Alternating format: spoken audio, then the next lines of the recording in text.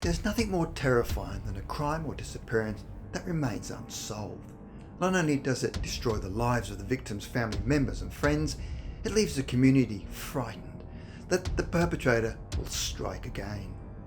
Halloween is already a creepy time of the year. However, if a gruesome incident happens during this holiday, it leaves a more disturbing reminder of the darkness that lurks in our society. Following on from last week's 5 unsolved Halloween mysteries, we'll be exploring more Halloween mysteries that will have you double checking your doors at night.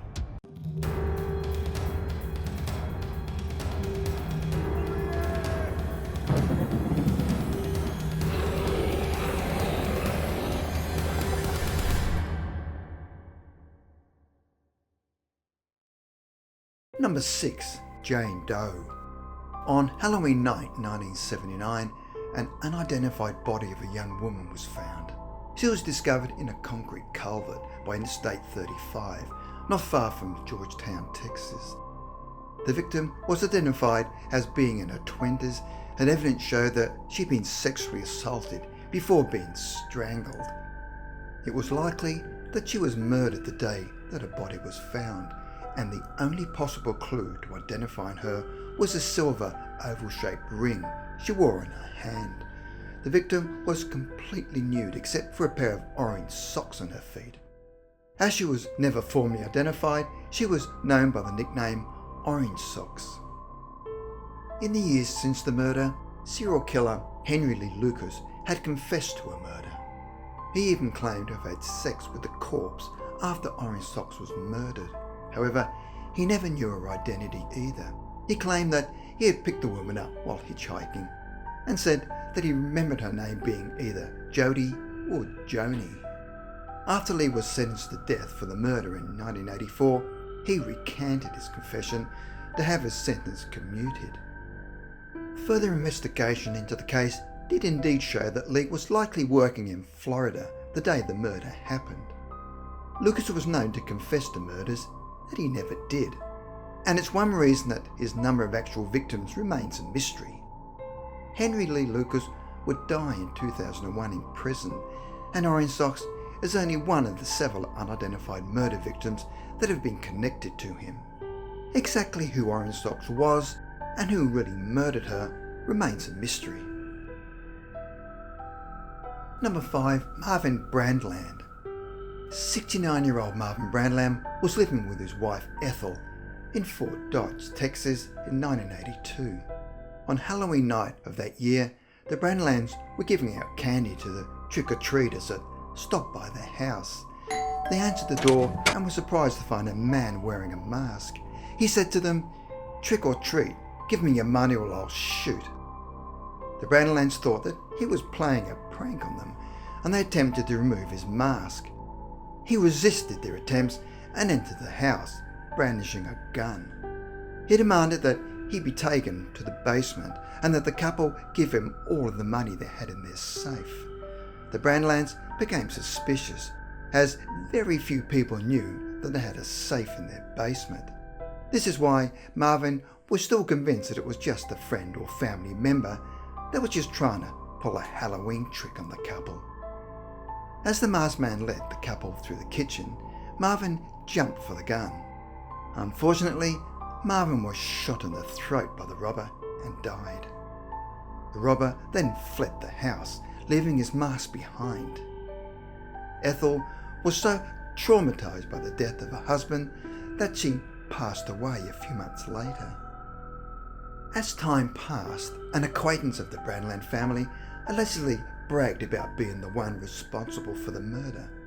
The mask was tested for DNA, but there was insufficient material on the mask for a proper test, so there was still no evidence to charge the suspect, and the murder of Marvin Brandland remains officially unsolved. Number 4. Hyun Jong. Hyun Jong-song, known to her friends and family as Cindy, was a 21-year-old South Korean student attending Pennsylvania State University. She dressed up in a bunny costume for a 2001 Halloween party being held at a nightclub in State College. After Cindy left the club, she spent a few hours with her friends before being dropped off at her apartment at around 4 a.m. That was the last time anyone saw Cindy. Her apartment was searched after she was reported missing.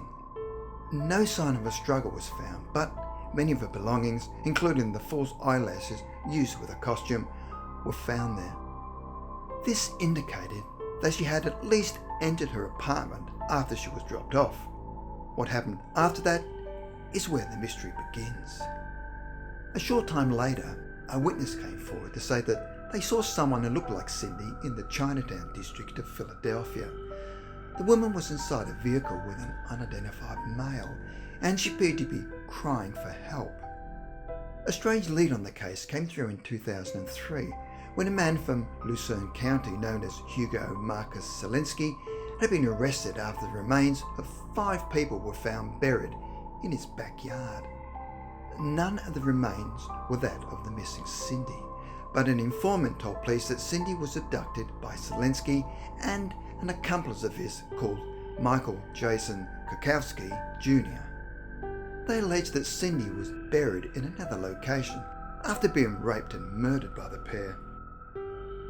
However, the remains of Kukowski was found buried in Selinski's backyard, with the informant claiming that Selinski murdered him because he'd kept Cindy's bunny ears as a souvenir. So far, there's been no evidence to connect Selinski to the disappearance of Cindy. But another twist developed in January 2014 when the burnt remains of a further dozen people were found buried on his property. It is not known yet whether any of the remains belong to Cindy's son. Number 3. Stephen Damon. On Halloween 1955, Marilyn Damon took her 2-year-old son Stephen and 7-month-old daughter Pamela shopping in a supermarket in East Meadow. She then entered the supermarket, but for some unknown reason left Stephen outside the supermarket with his younger sister in a stroller. Marilyn came out of the store 10 minutes later and was shocked to discover both her son and daughter had disappeared. The stroller was later discovered a block and a half away from the store. Fortunately, her daughter was in the stroller, but her son, Stephen, was missing. Pamela searched everywhere, but her son, Stephen, was nowhere to be found and has never been seen since. Often when cases like this happen with infants being abducted, it is theorised the perpetrator wants a child of their own and raises the child under a different name. DNA testing has been used over the years to help determine if young Stephen Damon was raised under a different name. At one point, investigators noticed that Stephen resembled the infamous boy in the box, an unidentified child found murdered inside of a cardboard box in Philadelphia in 1957. However, DNA testing would prove that Stephen was not in fact the boy in the box. A man named John Barnes came forward in 2009 believing that he may be Stephen, but this was also ruled out with DNA testing. It's entirely possible that an adult Stephen Damon is living a whole new life under a different identity, completely unaware he was snatched from his original family. However, where Stephen is and whether or not he's still alive is a mystery. Number 2. Nima Louise Carter. On Halloween 1977, the parents of 90-month-old Nima Louise Carter put their daughter to bed in her crib at their Lawton, Oklahoma home. They were shocked to find that the crib was empty the next morning and their daughter was missing. As the windows in the room were left locked, it's believed that the abductor had been inside the closet and was waiting for the right time to sneak the young girl out of the house while her parents slept. About a month later, a group of children were playing in an abandoned house 4 blocks from the Carter home. When they opened the refrigerator in the home to check inside, they received the shock of their lives when they discovered the decomposed body of an infant who was identified as Nima Louise Carter. The cause of the death was ruled to be suffocation. Shockingly, a similar crime was committed in Lawton the previous year. In April 1976, a pair of 3-year-old twin sisters, Mary and Tina Carpenter, were lured from their home by a young woman before being confined inside another refrigerator in another abandoned house. The sisters were discovered 2 days later, by which time Mary had suffocated, but Tina had managed to survive. Tina identified her abductor as being a local teenage babysitter named Jacqueline Rubidoux. However, the young age of the child made her testimony unreliable, and there wasn't enough evidence to tie Rubidoux and were unable to file charges against her. Jacqueline Rubidoux continued to babysit and was hired as the babysitter for Nima Louise Carter. She was an obvious suspect following the murder of Nima, but there was still not enough evidence to connect her to the crime. Rubidoux was finally charged with the murder of Mary Capicha several years later and was handed a life sentence. She died in prison in 2005 as a result of liver cancer, but never admitted to murdering Nima Louise Carter. Number 1. Chaim Weiss.